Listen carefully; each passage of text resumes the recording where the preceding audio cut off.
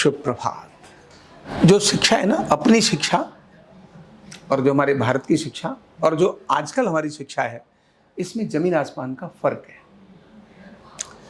जो हमारी अपनी शिक्षा का क्रम था ना, भारत की अपनी शिक्षा, वो गुरुकुल की शिक्षा ही होती थी।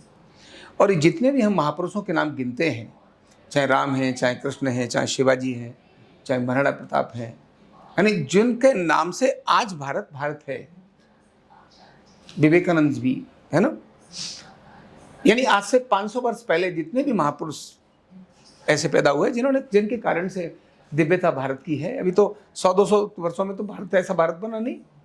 इंडिया जरूर हो गया लेकिन भारत नहीं बना। ये जितने महापुरुष हैं जहां से पैदा हुए उनमें से एक स्थान था, वो था गुरुकुल। महापुरुष गुरुकुल में पैदा हुए। घर मतलब पैदा तो घर में हुए, लेकिन वो जो महापुरुष बने वो कहां बने? गुरुकुल में बने। इन 500 वर्षों में ऐसा क्या हुआ कि भारत इतनी दयनीय अवस्था में आ गया, और खासकर पिछले 100 वर्षों में भारत की स्थिति ऐसी कैसे हुई? और आज तो सोचना पड़ता है उन सब चीजों के लिए, क्योंकि तब भारत के अंदर रोग बीमारियां ये सब इतनी नहीं थी। ऐसा नहीं था कि शक्तियां तो थी, एक दैवीय शक्ति थी, एक दैत्य शक्ति थी। ये नकारात्मक और सकारात्मक तो थी, लेकिन हर व्यक्ति बीमार था ऐसा नहीं था। अंदर से बहुत प्रसन्न था, बड़ा सहज था अंदर से। आखिर ऐसा था क्यों? और आज ऐसा क्यों है कि कॉमन मैन इतना ज्यादा बीमार है, शरीर से भी और मन से भी? तो उनमें दो बड़े अंतर हैं, और वो एक जो अंतर है वो कहां से पैदा होते हैं? वो होते हैं शिक्षा से, एजुकेशन से पैदा होते हैं। आज की हमारी शिक्षा जिसको हम विद्यालय के अंदर पढ़ते हैं, और गुरुकुल की शिक्षा जिनको हम गुरुकुल में रहकर छात्र पढ़ता था, दोनों के कुछ खास अंतर हैं जहां से चीजें मिलती थी। आज की शिक्षा हमारे को नॉलेज तो देती है, लेकिन वो नॉलेज भी बहुत पूरी नहीं देती। पर फिर भी अगर मानो हाई स्टडी करता अगर व्यक्ति चला जाएगा तो एक नॉलेज देगी, लेकिन उसके पास स्किल नहीं है, और उस नॉलेज के कारण से एटीट्यूड उसका बहुत बिगड़ गया।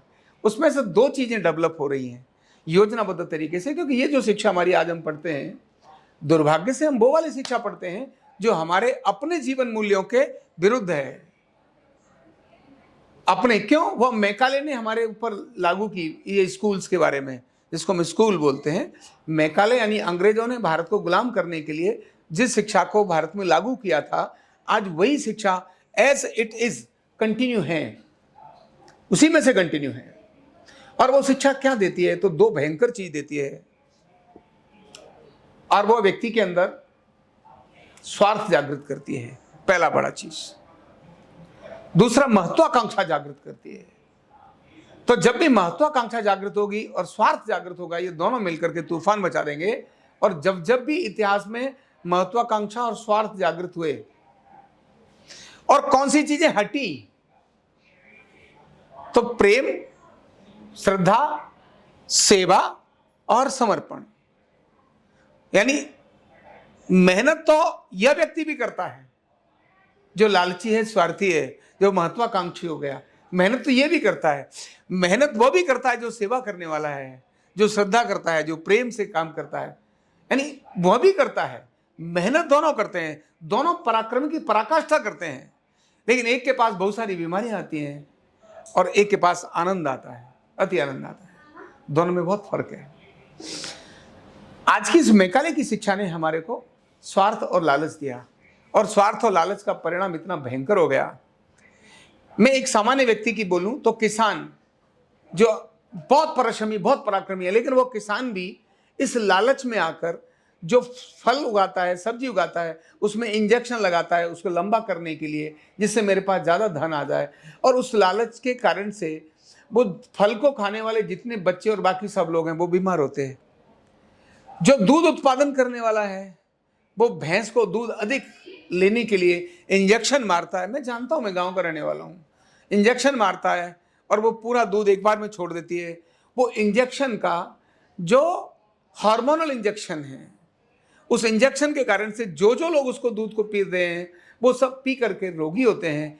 गिद्ध जाति जो खत्म हो रही है उसके कारण है कि वह जो ऑक्सीटोसिन जो हार्मोन है जो दूध को अधिक रिलीज करने का कारण करता है, वही जब भैंस को वो गिद्ध खाता है तो गिद्ध भी इनफर्टिलिटी का कारण हो जाता है और इसीलिए गिद्ध की प्रजातियां खत्म हो रही हैं। गिद्ध हमारी प्रकृति के लिए बहुत जरूरी है, खत्म हो रही हैं।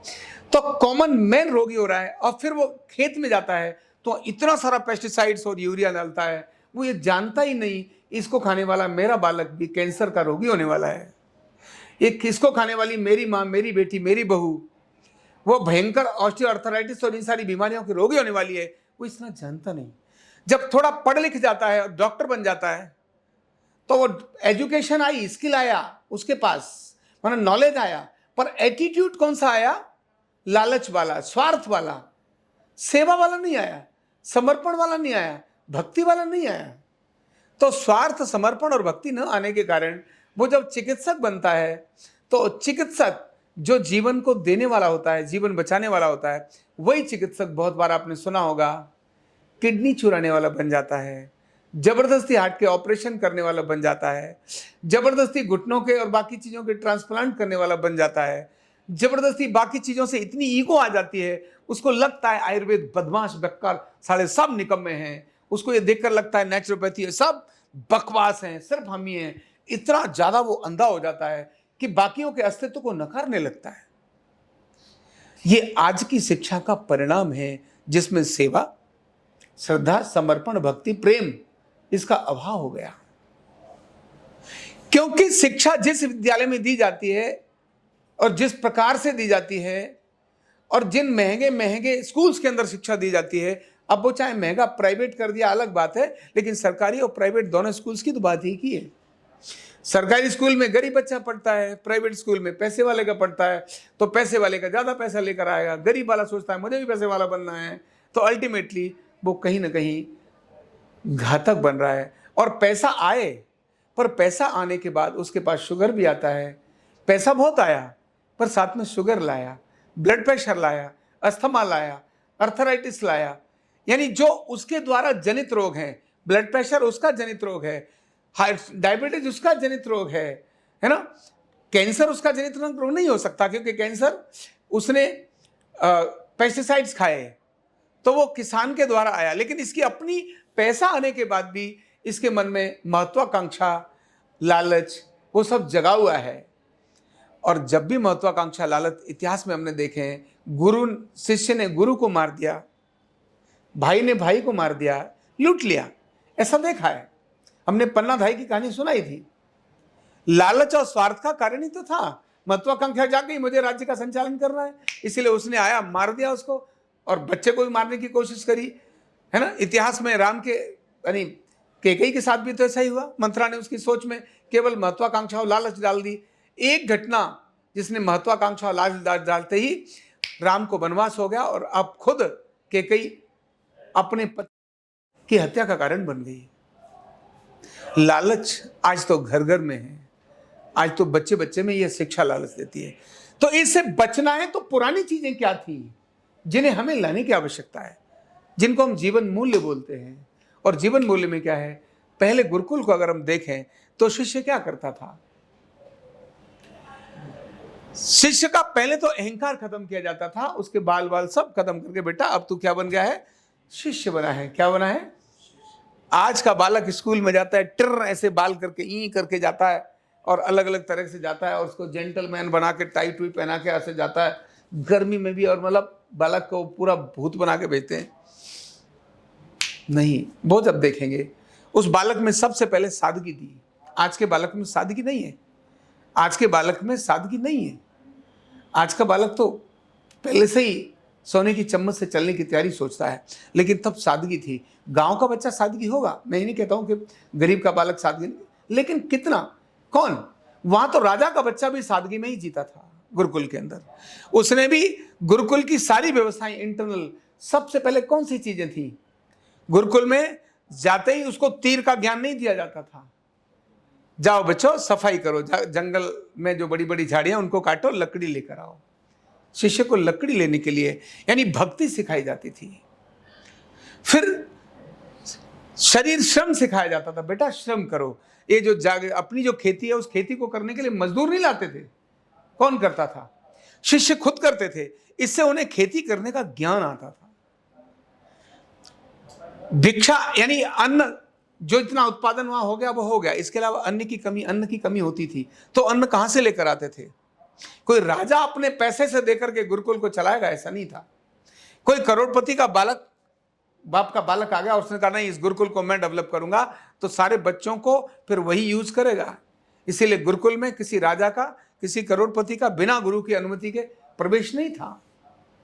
उसका कारण यही था कि शिष्य का सर्वांगीण विकास कैसे हो, उसका अहंकार कैसे खत्म हो, उसके अंदर श्रद्धा कैसे डेवलप हो। तो अहंकार को खत्म नहीं करना था।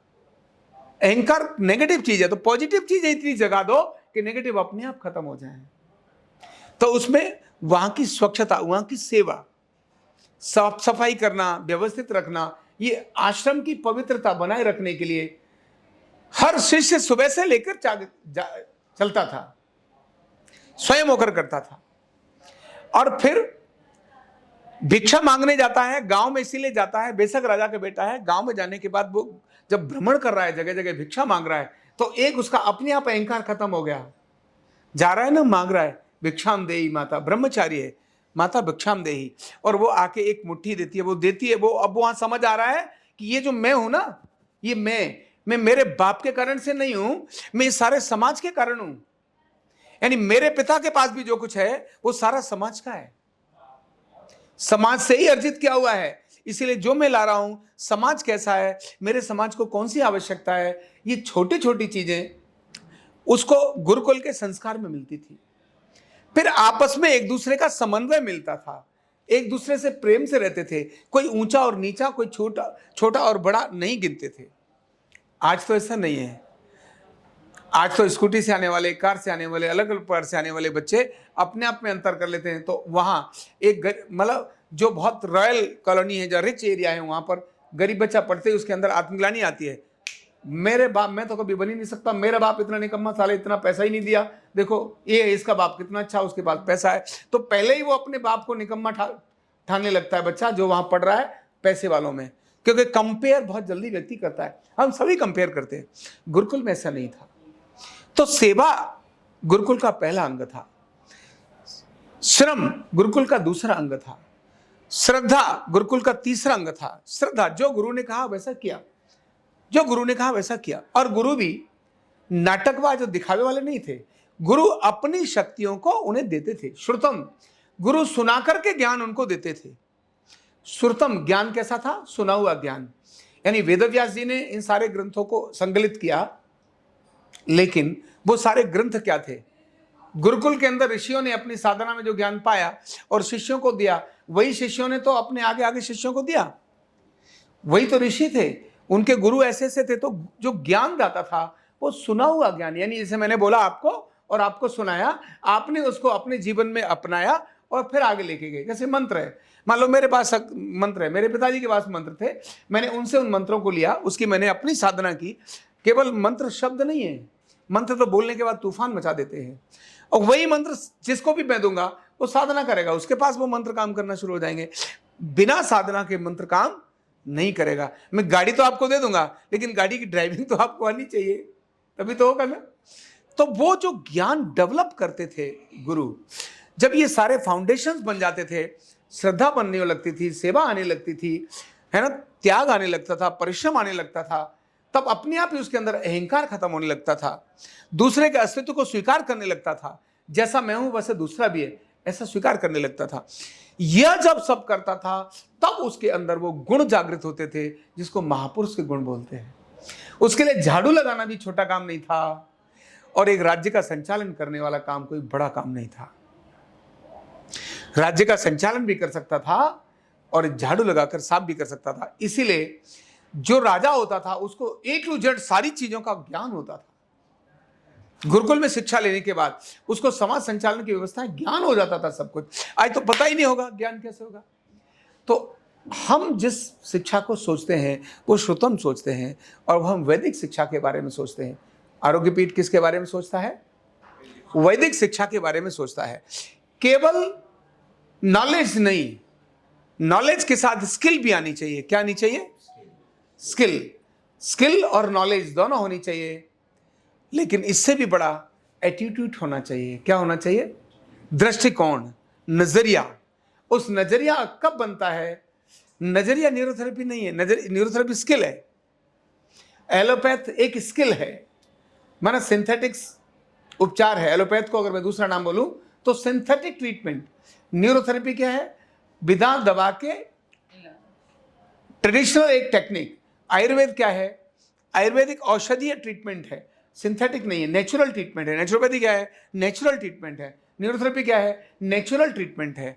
एलोपैथ क्या है? सिंथेटिक ट्रीटमेंट है। होम्योपैथ क्या है? सिंथेटिक नहीं है, नेचुरल ट्रीटमेंट है। तो सिंथेटिक ट्रीटमेंट और ये सारे जितने सारे ट्रीटमेंट हैं, ये एक स्किल है, एक हुनर है, आपके पास आते हैं, लेकिन हुनर और स्किल के माध्यम से आप आगे बढ़ते हैं।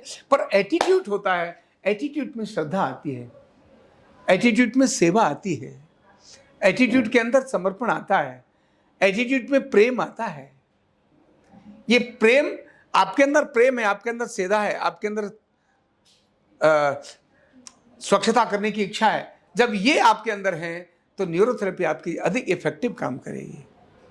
तो आरोग्य पीठ के अंदर हम ऐसा सोचते हैं कि आरोग्य पीठ एक ऐसी प्रकार की प्रक्रिया से चले जैसे गुरुकुल चलते थे, जहाँ खुद अपने जीवन से जी करके दिखाने वाला अनुभव हो। केवल पुस्तक का पढ़ा हुआ ज्ञान नहीं, नॉलेज केवल नहीं, प्रैक्टिकल नॉलेज बहुत जरूरी है। तो प्रैक्टिकल नॉलेज में सारा संचालन कभी भी आप हमको करना पड़े तो हम करने के तैयार हो जाए। ऐसा ना हो यानी हर व्यक्ति हर काम के लिए एक्सपर्ट हो। अगर उसको स्वच्छता करनी है, स्वच्छता का एक्सपर्ट है। अगर उसको रिसेप्शन देखना है तो रिसेप्शन का एक्सपर्ट है। अगर उसको ट्रीटमेंट करना है तो ट्रीटमेंट का एक्सपर्ट है। और अगर उसको डायग्नोज करना है तो डायग्नोज का एक्सपर्ट है। मतलब हर चीज़ का, अगर पूरा सेंटर का एडमिनिस्ट्रेशन करना है तो एडमिनिस्ट्रेशन का भी एक्सपर्ट है।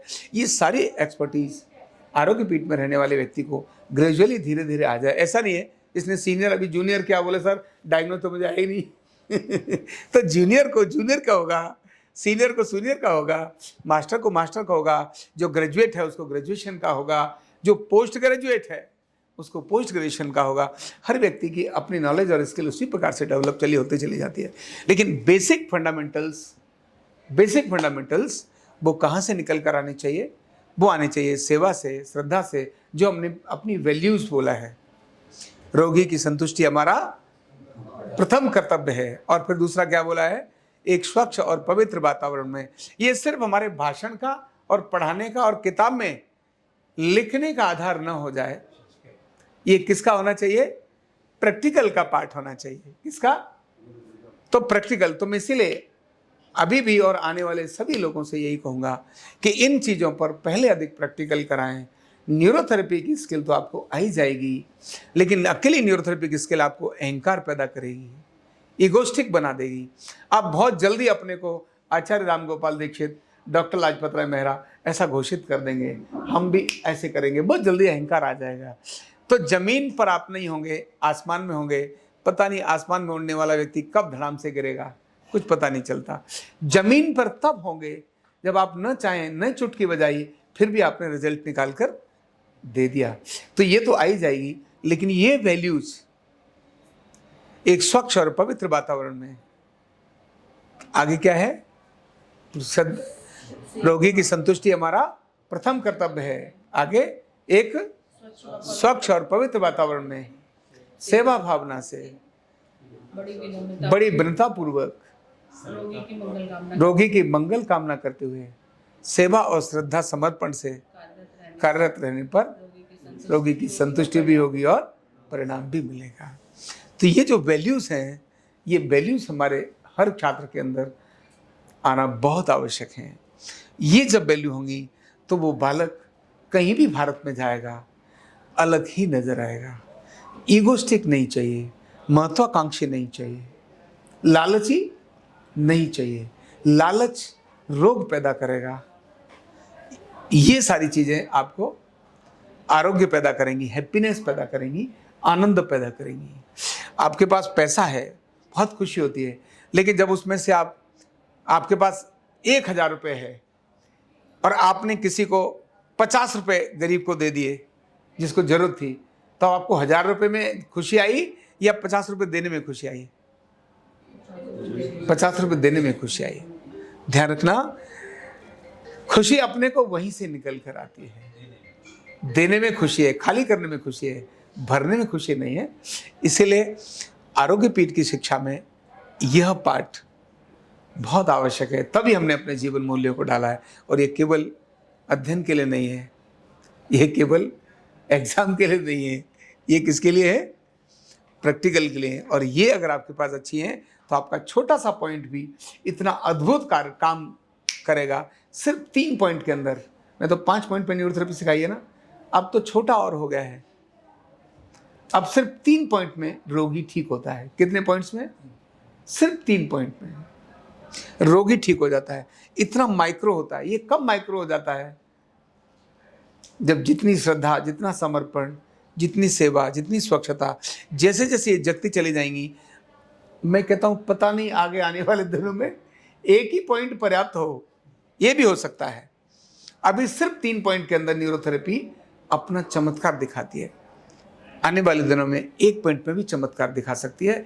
अर्धनारीश्वर को बैलेंस करने में इतना ही समय लगता है, पर उसके लिए अपने आप के अपनी अंदर की तैयारी ये बहुत ज़्यादा जरूरी है। और यह इसी शिक्षा के इस पाठ से, सेवा से, स्वच्छता से, पवित्रता से, विनम्रता से, श्रद्धा से, प्रेम से, समर्पण से ही जागृत होती है। Thank you so much.